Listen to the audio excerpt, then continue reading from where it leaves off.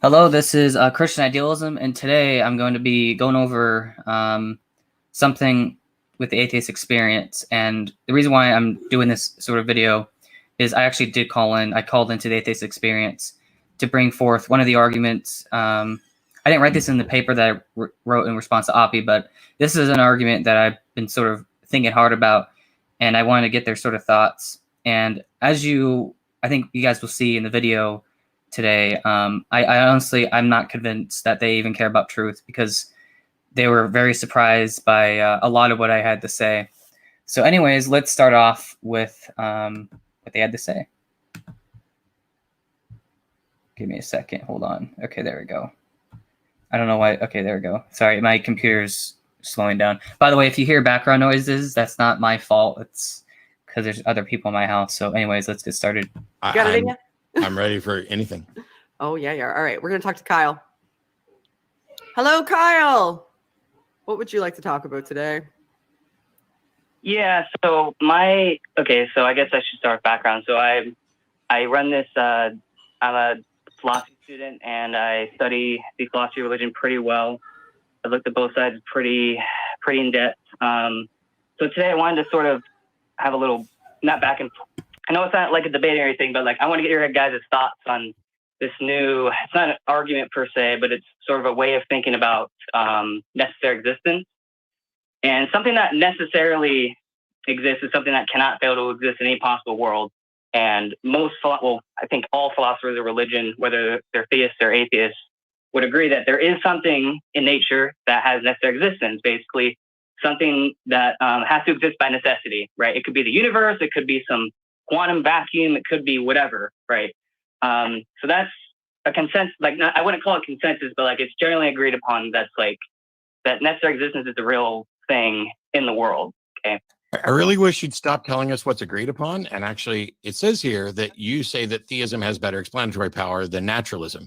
So already, if that's the sum of your position, you're contrasting two things that aren't necessarily an accurate dichotomy. So I want you to get to whatever point it is without trying to teach me what you say everybody else agrees on. Right. Okay. So the next point I want to sort of bring up is in regards to what explains necessary existence, right? And I think that if you say that the foundation necessary existence is perfection, something that's perfect, then perfection would necessarily include all perfections, and one of those perfections is going to be necessary existence. Sorry. I reject your assertion that perfection is a property of existence. I've done this with Anselm's ontological argument. Okay, so I guess I should stop there and make this is why. So it wasn't an argument. I wasn't claiming that was actually the case, that perfection is identical to necessary existence. My argument was, well, I'm going to get to a moment in the video, but the argument is essentially that theism can explain its own necessity, right? Whereas naturalism can't do that. So again, if the whole point of the argument, if we're comparing two theories, right, we're not presupposing that God exists, but we're also not presupposing naturalism. So if we look at two theories and look at their explanatory power, the question is, okay, which one can explain its own necessities, right? So that's the challenge. That was my challenge to them. And well, you'll see their response here. And Alvin Plantinga's version, I don't agree that perfection is necessary at all. I know, but okay, so I know, but okay is not the response that I would be expecting of that. If this is one of your premises and I reject. Okay, first of all, I wasn't making an argument, so I think that's one of the points that Matt wasn't really understanding. I wasn't giving an argument with premises. What I was doing is I was comparing the two views, right? So I'm not giving a deductive argument, right? What I'm doing is I'm comparing the two views, and I'm saying, okay, which one better explains the data? Which one better can explain its own necessary existence? And that was my argument. That's all I said. I'm not making an actual argument with premises in them, right? I think that was one of the things that Matt didn't really understand. We're comparing theories. I'm not trying to prove that necessary existence is identical to perfection, right? I'm just sort of comparing the theories to see which one has more explanatory power. So that's, again, it's just not really clarifying. I don't think they really understood my point. But anyways, let's continue. Then as somebody studying philosophy, we should be done, right? Well, yeah. So, okay. So Yeah. I want to sort of get the justification for why you would think that, because I don't think a necessary being, if it's contingent, it can't be necessary by definition, right? So that's a part of the part of the definition is being necessary. I don't. So no. You just jumped from something is necessary to a necessary being. And that is also massively dishonest, because I already told you that what I rejected was the notion of perfection, but I don't accept that there is a necessary being. And the consensus of the scholars that talk about that, you wanted to say most everybody agrees there's something that is necessary existent. Most of them don't think that it's necessarily a being. So you've jumped from. Well, actually, okay. So this is another thing that Matt clearly doesn't really understand the literature. So within the philosophy of religion, when people are talking about necessary being, that is the language that they're using, and that doesn't have to refer to God. So a necessary being could be some quantum void, it could be the universe, it could be any sort of thing. So I think that's another, I don't think Matt has really studied, he hasn't looked into the actual literature on this, because when philosophers on both sides, when they're talking about necessary existence, they're talking about a necessary being. Now, that doesn't mean it's not a being in the same way, it's not God, right? So when they talk about necessary being, they're just talking about necessary existence. Now, if Matt doesn't like that language, that's fine, but that's how the philosophers use it, okay? So that's another error that, but anyways, let's continue on. That's sort of a minor point, so I'm not gonna spend too much time on that aspect. But anyways, let's continue. From I know the realm of, hey, something must necessarily exist. We don't know what it is, and you even acknowledge that maybe it's the universe or quarks or whatever. To now, there's a necessary being, and you didn't do any of that work, and I don't accept your thing on perfection. No, right. So my point is that perfection actually explains its own necessity, whereas any sort of naturalistic answer you give to that question, why is the universe necessary? Why is anything else necessary? Those cannot explain. There's nothing internal to them that explains their necessary existence. But you're using a premise that he rejected in order to justify your. Okay, no, I'm not using a premise, right? It's not an argument. I'm comparing the two hypotheses. That's what I'm doing.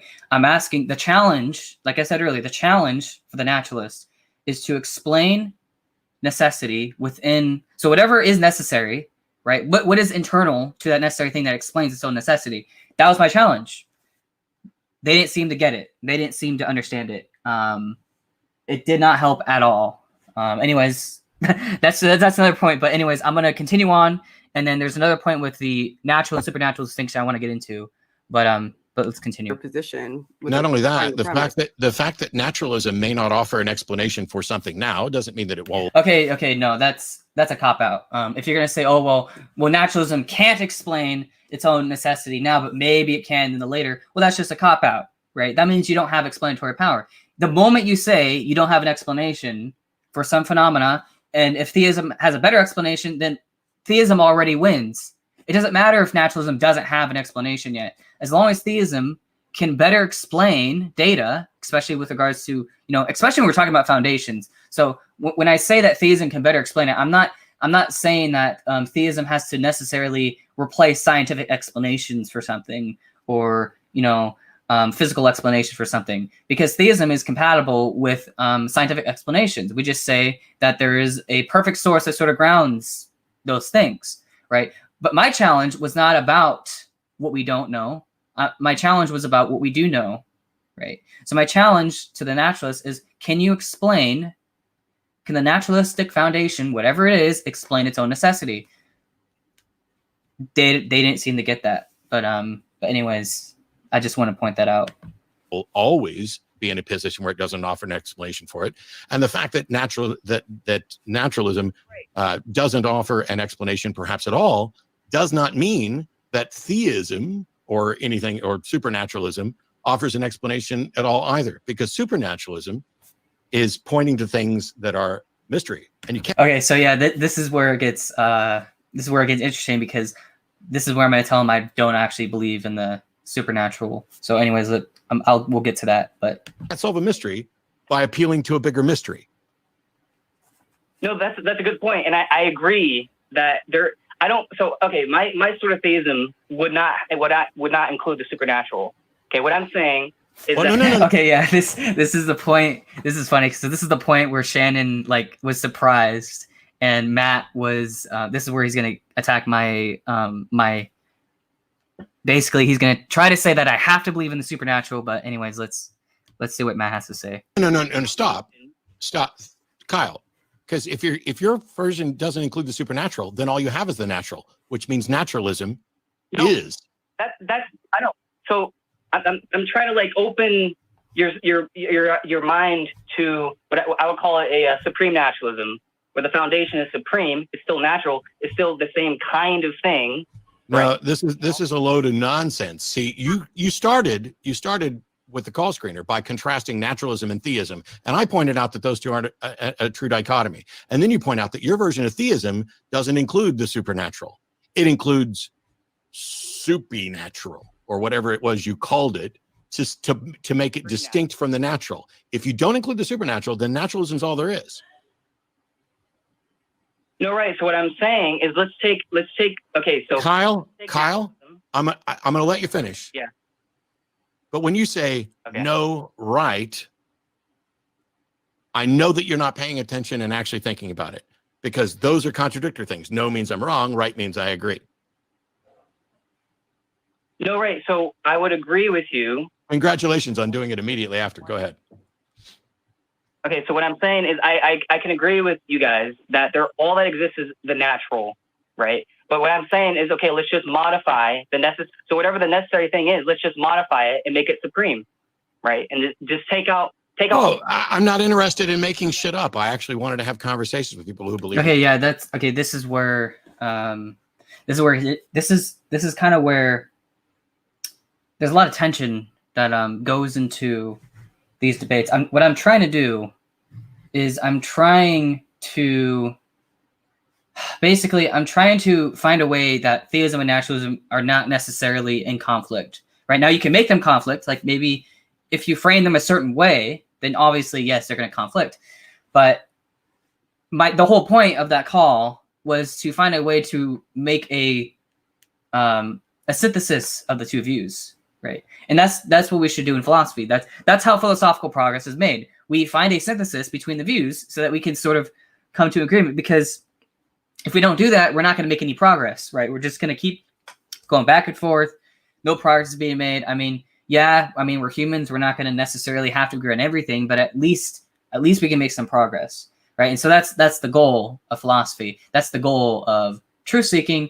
And the fact that the atheist experience, in this case, the fact that they were unwilling to be open to the idea of a sort of supreme naturalism, or what I call a unified naturalism, the fact that they were not open to the idea just seems like they just want to leave out a lot of views that would not apply, because a lot of their criticism. So when you listen to their discussions or whatever, they always talk about the supernatural and how, we're appealing to mystery or something like that, and it's that's just not the right way to go.